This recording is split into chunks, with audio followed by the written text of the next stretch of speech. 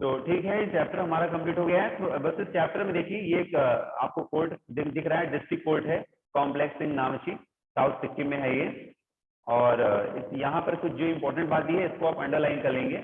ये अंडरलाइन करने लायक बातें हैं। देखिए इसमें क्या दिया है, subordinate court is more commonly known by many different name. Subordinate court का मतलब होता है, सबऑर्डिनेट कोर्ट का मतलब होता है अधीनस्थ न्यायालय। अधीनस्थ न्यायालय का मतलब यही जो डिस्ट्रिक्ट लेवल पे काम कर रहे हैं, जो डिस्ट्रिक्ट लेवल पे काम कर रहे हैं उनको हम लोग सबऑर्डिनेट कोर्ट बोलते हैं। जैसे आपके जो डिस्ट्रिक्ट में कोर्ट होगा, लेकिन इसमें उसके अलग अलग तरीके के नाम होते हैं। देखिए, is more commonly known by many different name.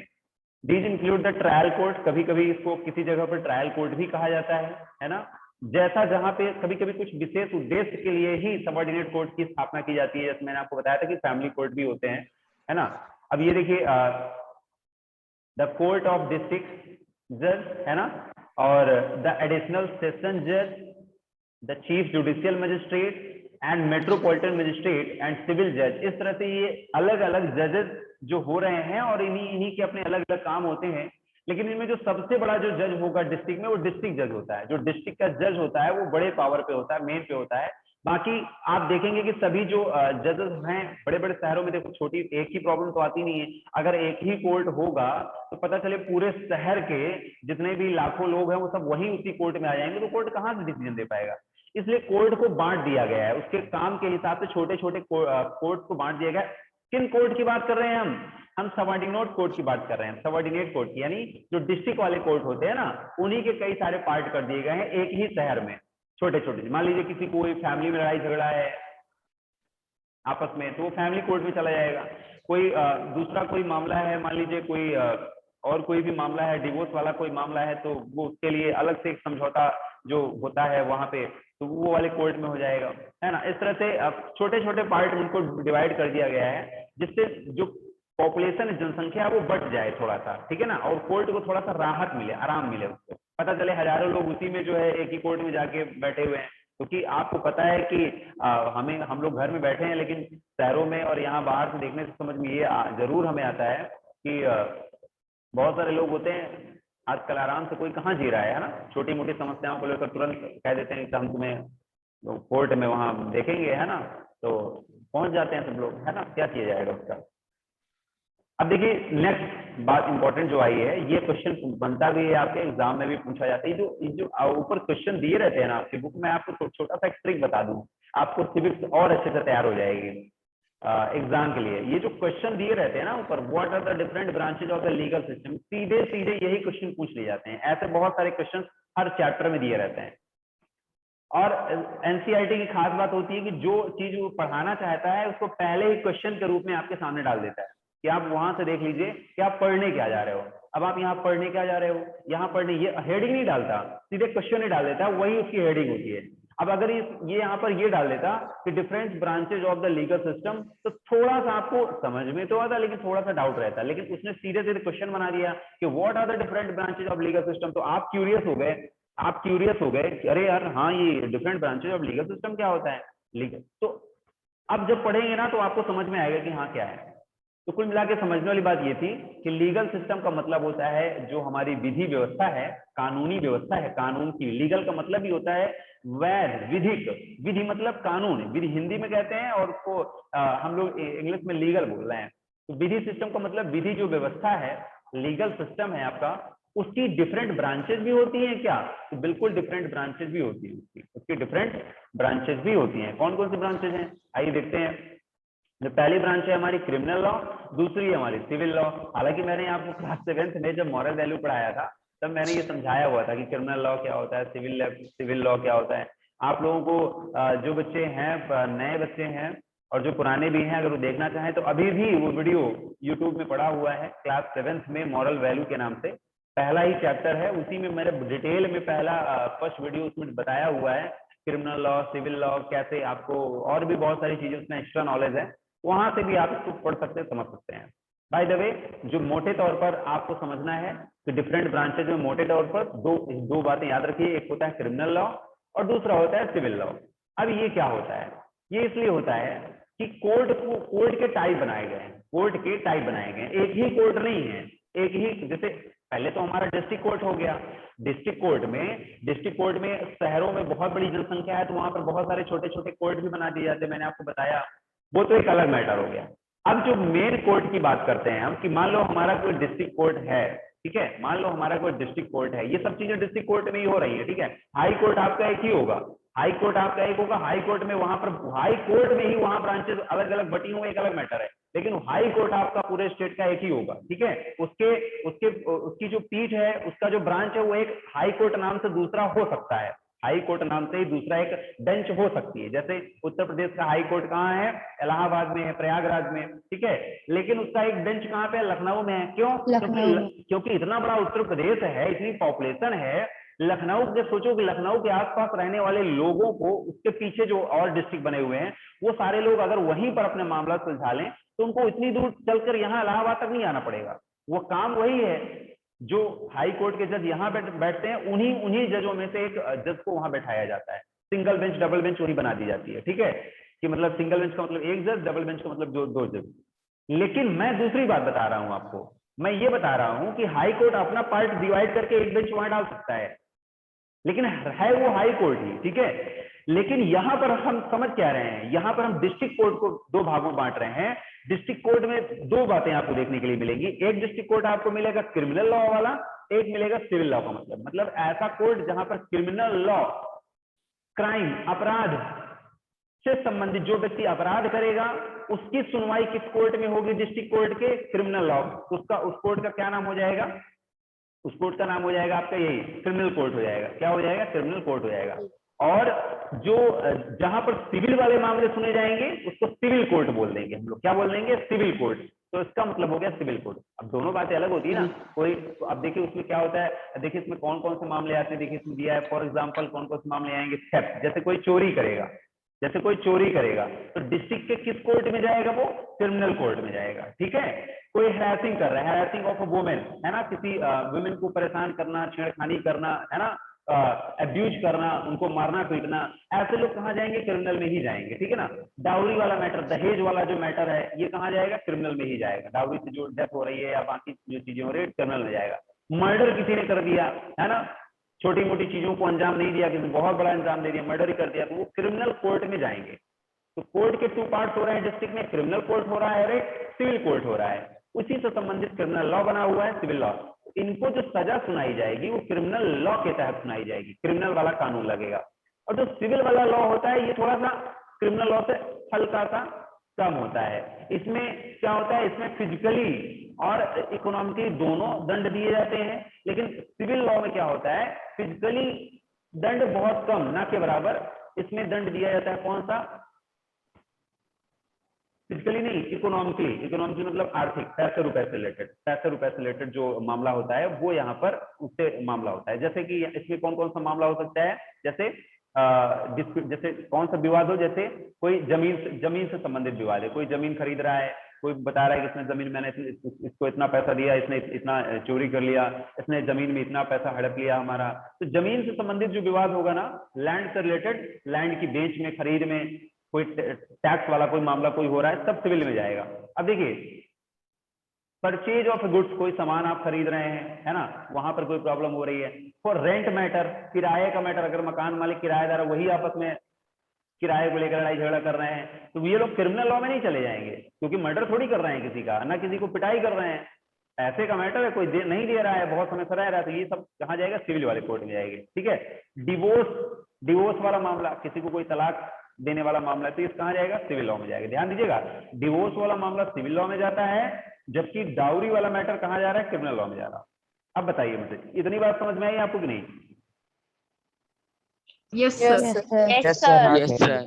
अभी मैं देखिए अभी मैंने चैप्टर नहीं स्टार्ट किया, मैंने केवल आपके चैप्टर का पूरा एक समरी बता दिया कि इसमें ये चैप्टर में ये पढ़ना है आपको, ठीक है। हाँ सर, ये जो आपने बताया क्रिमिनल लॉ और सिविल लॉ, ये दोनों ब्रांच डिस्ट्रिक्ट कोर्ट की है सर? डिस्ट्रिक्ट कोर्ट में ये जो ब्रांचेज हैं आपकी, ये हाई कोर्ट में भी देखने के लिए मिल सकती हैं, लेकिन वहां पर वो है और रहेगा हाई कोर्ट ही। मैटर वहां हो सकता है, मैटर वहां पे खंडपीठ अलग हो, लेकिन तो रहेगा वो हाई कोर्ट ही।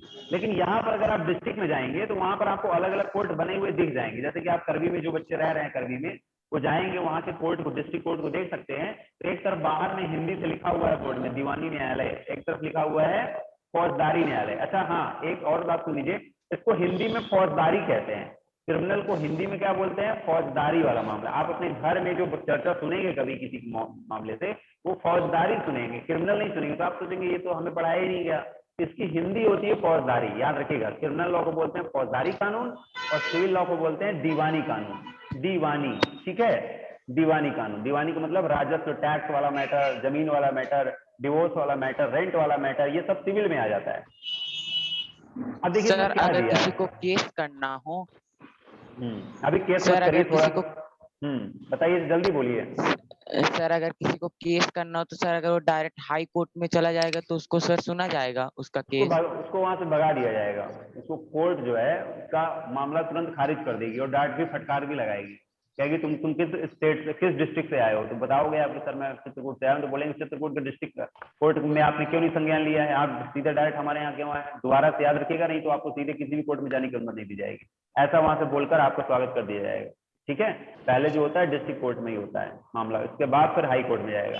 मैंने कुछ केसेस में बताया था, कुछ केसेस होते हैं जैसे आपके फंडामेंटल राइट का वायलेट हो रहा है, तब आप हाई कोर्ट जा सकते हैं या सुप्रीम कोर्ट भी जा सकते हैं। अगर आपको फंडामेंटल राइट वायलेट हो रहा है तब, या ये तो नागरिकों के लिए हो गया, ये तो नागरिकों के लिए जो फंडामेंटल राइट वाला मामला। लेकिन अगर स्टेट वाला कोई मैटर है, कोई राज्यों का आपस में विवाद है, तो उससे हमें क्या मतलब, वो तो राज्य आपस में लड़ाई कर रहे हैं, ठीक है। तो अगर राज्य स्टेट आपस में लड़ाई कर रहे हैं तो उसका मामला सुप्रीम कोर्ट में सुना जाएगा, वो हाई कोर्ट में भी नहीं सुना जाता है। ये चीज मैंने आपको पिछले लास्ट वाली वीडियो में बताया हुआ है, ठीक है। अब देखिए इसमें क्या दिया है, what are the different branches of the legal system. Legal system के डिफरेंट ब्रांचेस कौन से हैं, तो दोनों ब्रांच आप याद रखिएगा, क्रिमिनल लॉ और सिविल लॉ, यही याद रखिएगा। अगर भूल भी जाता है तो आप अपने से भी कुछ बातें नोट कर सकते हैं। देखिए क्या दिया है कि डाउरी डेथ का केस आपने ऊपर पढ़ा है ना, और उसमें कंसिडर किया गया कि क्राइम अगेंस्ट सोसाइटी, सोसाइटी में इस तरह के क्राइम भी होते हैं, ठीक है, and violation of criminal law. और इसे हम लोग क्या बोलते हैं, वायलेशन ऑफ, यानी क्रिमिनल लॉ का क्या हो रहा है यहाँ पर, वायलेशन हो रहा है। मतलब क्रिमिनल लॉ बना हुआ है, क्रिमिनल लॉ बना हुआ है, इसके बावजूद भी उस महिला को, सुधा गोयल को परेशान किया गया। क्रिमिनल लॉ को उन्होंने ध्यान नहीं दिया कि क्रिमिनल लॉ बना है, हम डाउरी से प्रॉब्लम क्रिएट कर रहे हैं और हम कल के दिन फंस जाएंगे, ये ध्यान नहीं दिया उन्होंने, ठीक है। तो देखिए द लीगल, ये प्रकार का वायलेशन ऑफ क्रिमिनल लॉ हो गया, और इसी को सुधारने के लिए क्रिमिनल लॉ बना हुआ है, ठीक है। वीडियो सभी का ऑन है। अर्पित पांडे वीडियो ऑन कर लीजिए बेटा। अर्पित पांडे अभी अभी जस्ट ज्वाइन किया आपने। अर्पित पांडे इमीडिएट ऑन करिए, otherwise you will be removed. Ashutosh Pandey का भी नहीं। सर उज्जवल और पीयूष का भी ऑन नहीं है। पीयूष वीडियो ऑन करो। पांडे बहुत देर से ऑन पांडे, सर आदर्श पांडे का भी नहीं खुला। आशुतोष पांडे, अर्पित पांडे,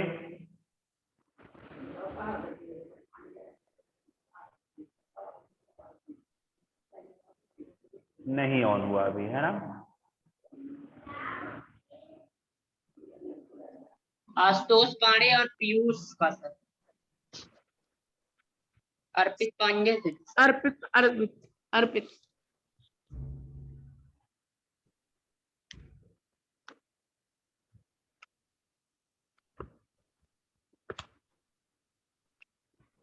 और बताइए कौन है, ठीक है। सर हो गया। Yes sir.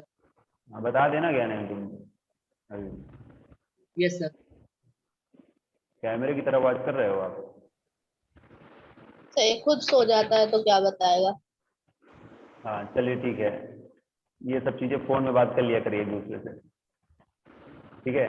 अब देखिए हाँ, तो ये बातें हो गई ना। यू रीड चैप्टर 4 में आपने how new civil law was pass 2006 ये पढ़ाई है आपने, है ना। चैप्टर 4 में 2006 में पास हुआ था, to protect women against domestic violence, right. ये आपने पढ़ा था कि नहीं पढ़ा था, बताइए चैप्टर 4 में। चैप्टर 4 में पढ़ा था ना, एक नया कानून पास हुआ था 2006 में डोमेस्टिक वायलेंस के अगेंस्ट में, राइट।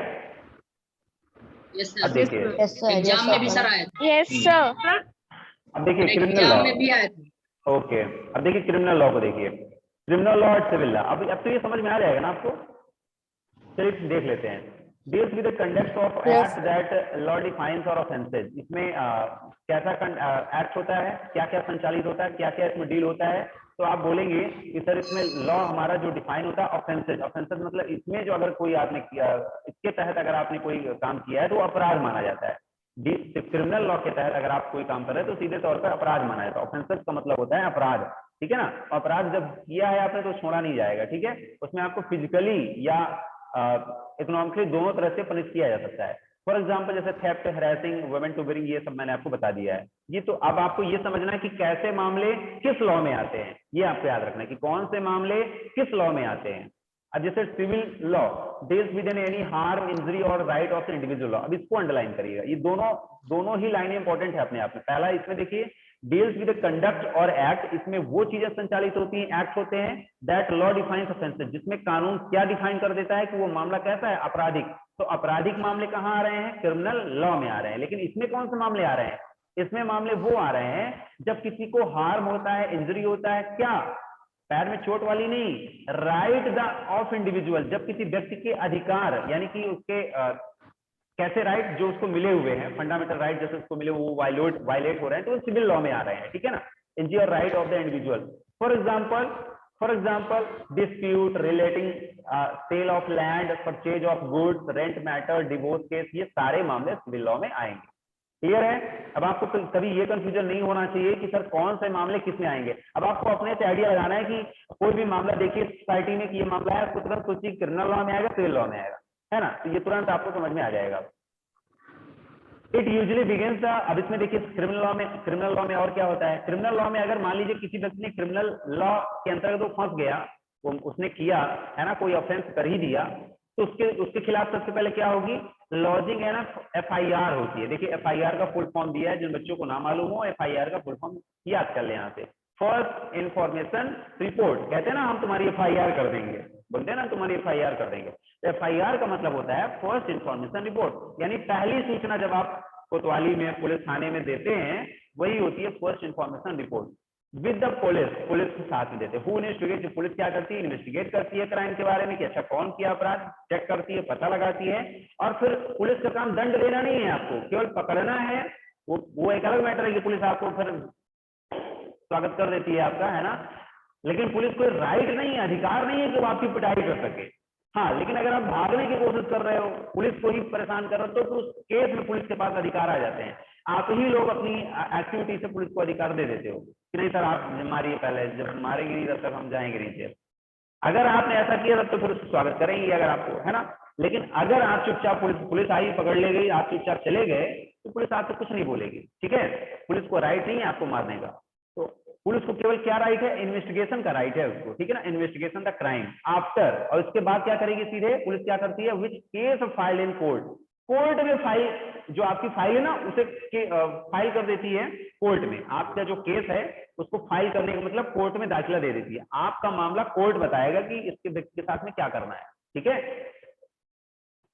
ये मैंने आपको बताया हुआ था। इसके बाद सिविल लॉ में देखिए क्या होता है। सिविल लॉ में ऐसा कुछ नहीं होता है। सिविल लॉ में FIR करने की जरूरत नहीं पड़ती है। हालांकि इसमें भी आप लोग इंफॉर्मेशन देते हैं, वो भी FIR ही कही जाती है, FIR ही कही जाती है।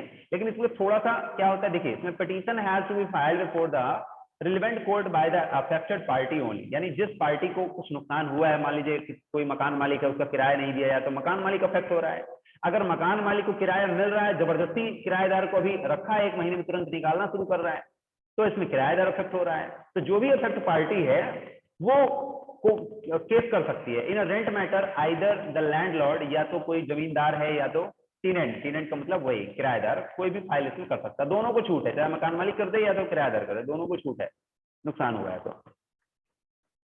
क्रिमिनल लॉ में क्या होता है, इट फाउंड गिल्टी, अगर अपराध पाया जाता है तो फिर accuse can be sent to the jail. अगर मान लीजिए क्रिमिनल लॉ में अगर कोई व्यक्ति अपराधी पाया गया तो उसको तो जेल भेजा जाता है। मतलब लास्ट में दंड क्या मिला, उसको जेल भेजा जाएगा या तो फाइन किया जाएगा, चलो तुम 50,000 रुपीज दो, 10,000 रुपीज दो, 5,000 रुपीज दो, इस तरह से फाइन किया जाएगा। और अगर सिविल लॉ में कोई व्यक्ति केस सुनाया गया, वहां पर कोई अपराधी निकल गया, वहां पर कोई अगर व्यक्ति उसके खिलाफ क्या होता है, देखिए court give specific relief. Court इसमें क्या देने की कोशिश करती है, उस व्यक्ति को आराम देने की कोशिश करती है जो अफेक्ट हुआ है। जैसे कोई मकान मालिक का किराएदार नहीं मिल रहा है किराया, तो किराएदार से कहेगी, टेनेंट से बोलेगी कि आप भाई इनका किराया दीजिए, ठीक है ना, नहीं तो फिर हम आपको समझ लेंगे। For instance in case between a landlord, अब देखिए क्या होगा, landlord and tenant, the court can order the flat vacated and pending the rent to be paid. मतलब जो भी आपका रेंट पड़ा हुआ है उसको भाई पेड कर दो आप, ठीक है। तो इस तरह से सिविल लॉ में आप देख रहे हैं कि किस तरह से मामले को सुलझाने की कोशिश की जा रही है, जबकि क्रिमिनल लॉ में मामले को अगर अपराध पाया गया तो सीधे जेल जाइए या तो फाइन भरिए, वहां मामला सुलझाने की ज्यादा वो नहीं होती। लेकिन अगर सिविल लॉ में है तो कोर्ट चाहती है कि दोनों पक्ष आपस में समझौता कर लें, सुलह कर लें, ठीक है। सिविल लॉ का दायरा बहुत बड़ा होता है, सिविल लॉ का दायरा बहुत बड़ा होता है, इसी तरह से क्रिमिनल लॉ का दायरा बहुत है, छोटे छोटे केस बहुत सारे आ जाते हैं, ठीक है। ये सब जैसे जैसे आप लोग पढ़ते जाएंगे वो समझ में आता है। अभी केवल आप इतना ध्यान रखिए कि जो हमने पढ़ा different branches of the legal system, इसमें हमें केवल 2 बातें समझ में आनी चाहिए, क्रिमिनल लॉ होता है, सिविल लॉ होता है, कौन से मामले कहाँ जाते हैं। यस शुभ अग्रवाल बोलो। सर जो डोमेस्टिक वायलेंस होता है सर वो एक्ट हाँ। सिविल लॉ में आता है। अब यही क्वेश्चन आपसे पूछना है मुझे, यही तो पूछना था मुझसे, यही तो मुझे आपसे पूछना है, आप हमसे पूछ रहे हो। देखिए क्वेश्चन क्या दिया है, fill in the table given the based what you understood the criminal law and civil law. ऊपर आपने क्रिमिनल और सिविल लॉ के बारे में क्या समझा, दिया है डिस्क्रिप्शन ऑफ वायलेशन। अब देखिए दिया है कि a group of girls are, है ना, group of girls are persistently देखिए harassed by a group of boys while walking to school। यानी जब भी कोई लड़कियां स्कूल जा रही होती हैं उस समय कुछ लोगों के द्वारा उनको डेली, है ना, कुछ ना कुछ बोला जाता है, अब्यूज किया जाता है, उनको परेशान किया जाता है।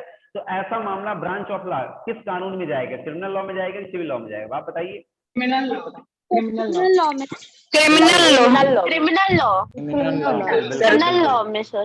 जितने भी बच्चे क्रिमिनल में जाएगा। Sir civil law. Criminal law जितने भी बच्चे क्रिमिनल बस हो गया, जितने भी बच्चे सिविल लॉ कह रहे हैं उनका बिल्कुल गलत है, ये क्रिमिनल लॉ में जाएगा, ठीक है।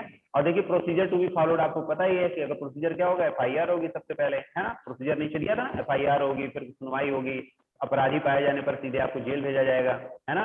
तो यस सर।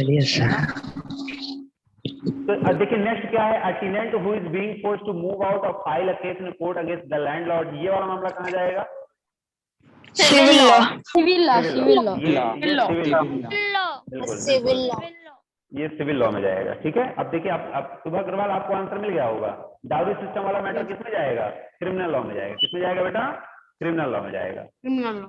डाउरी वाला जो मैटर है वो क्रिमिनल लॉ में जाएगा। तो और कोई कंफ्यूजन है? अब नेक्स्ट सर डोमेस्टिक वायलेंस वाला किसमें? हाँ डोमेस्टिक वायलेंस बेटा, डोमेस्टिक वायलेंस का ही पार्ट है आपका डाउरी सिस्टम। तो डोमेस्टिक वायलेंस वाला यस सर, वो भी क्रिमिनल में जाएगा ना सर। वो भी आपका क्रिमिनल में ही जाएगा। आप इसको ध्यान से पढ़िए ना, इसमें दिया है a woman to bring more, है ना, harassing a woman. Harassing a woman होता है तो नहीं होता है, डोमेस्टिक वायलेंस होता है तो क्रिमिनल लॉ में जाएगा। तो बात छोटी सी लिखी है बुक में, लेकिन समझने के लिए बहुत व्यापक, बहुत बड़ा दिमाग लगाना पड़ेगा इसमें। अब आपको छोटे छोटे ऐसे ही केस अपने आप समझ में आ जाएंगे। ये जो छोटी सी बातें लिखी गई हैं, इन्हीं बातों से आप बहुत कुछ समझ सकते हैं। लेकिन नेक्स्ट हेडिंग आपके लिए होमवर्क है, does everyone have access to the court. क्या प्रत्येक व्यक्ति कोर्ट जा सकते हैं, कोर्ट में अपना बात रख सकते हैं कि नहीं कर सकते हैं? ये बात आपको इसमें यहाँ पढ़ने के लिए मिलेगी इस चैप्टर में। यही आपकी लास्ट हेडिंग होगी जिसको हम कंप्लीट कर लेंगे कल, ठीक है। तो इसमें हम लोग कल कुछ और नई चीजों को देखेंगे और उसके बाद ये चैप्टर कंप्लीट हो जाएगा, ठीक है। तो आपके दिमाग में अगर कोई चैप्टर से रिलेटेड क्वेश्चन हो तो कल ही क्लास ज्वाइन करते ही आप लोग मुझसे पूछ लीजिएगा, ठीक है, क्योंकि कल तो चैप्टर का लास्ट डे है ना। तो पहले ही शुरुआत में पूछ लीजिएगा, मुझे याद दिला दीजिएगा कि सर हमें कुछ पूछना है, मैं आप लोगों को टाइम दे दूंगा, ओके। तो आज के लिए क्लास एंड करते हैं। सभी को चैप्टर आई होप सभी को समझ में आया होगा। Yes sir yes sir. Okay बेटा, तो ठीक है। Yes sir. जितने भी स्टूडेंट्स हैं, भविष्य, नव्या, अनन्या, ज्ञानेन्द्र, निष्ठा, ओम तिवारी, प्रणव, आदर्श पांडे, अन्वेषा, आराध्या गुप्ता, आराध्या तिवारी, कृति, नव्या चौरे, प्रशंसा, शुभ अग्रवाल, स्वर्णिमा, स्वातिक सचान, ऐसे बहुत सारे बच्चे हैं जो क्लास ले रहे थे और उम्मीद है सभी को अच्छे से समझ में आया होगा, ठीक है। मिलते हैं नेक्स्ट डे में, ठीक है। Yes sir. Bye. Yes sir.